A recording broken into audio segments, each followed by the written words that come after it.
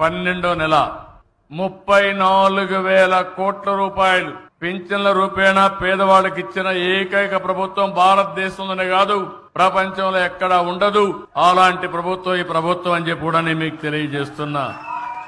మనం చరిత్ర కూడా గుర్తుపెట్టుకోవాలి. పేదవాడి కోసం పింఛను పెట్టింది నందమూరి తారక రామారావు గారు 30 రూపాయలు. దాన్ని 75 రూపాయలు చేశాను. మళ్ళీ 200 రూపాయల నుంచి 5 ఏళ్లలో 2,000 రూపాయలంటే 10 రెట్లు పెంచిన ప్రభుత్వం ఈ ప్రభుత్వం. మళ్ళీ నేను అధికారంలోకి వస్తాను 3,000 నుంచి ఒకేసారి 4,000 రూపాయలు పెంచిన ప్రభుత్వం ఈ ప్రభుత్వం అని చెప్పి నేను మీకు గుర్తు చేస్తున్నా. ఒక వృద్ధులకు వితంతువులకే కాదు, ఈ రోజు మీరు చూస్తే దివ్యాంగులకి ఒకప్పుడు 5,500 ఉంటే 3,000 చేశాను. 3,000 నుంచి ఇప్పుడు మీరు చూస్తే 6,000 చేశాను. అంటే 500 నుంచి 6,000 రూపాయలు పెంచిన ఏకైక ప్రభుత్వం ఈ ఎన్డీఏ ప్రభుత్వాన్ని మరొకసారి విజ్ఞప్తి చేస్తున్నా.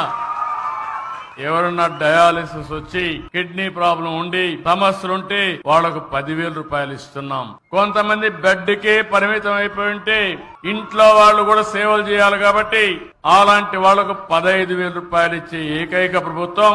అంటే 4,000, 6,000, 10,000, 15,000 ఇస్తున్నాం.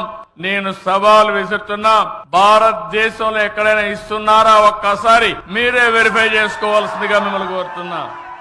ఇది పేదవాళ్ళంటే ఈ ప్రభుత్వానికి ఒక అభిమానం. అందుకనే ఈ రోజు మనం చూసినప్పుడు ఇలాంటి ప్రభుత్వం, ఇంకో పక్క మీరు చూసినప్పుడు నేను ఒకే మాట చెప్పాను.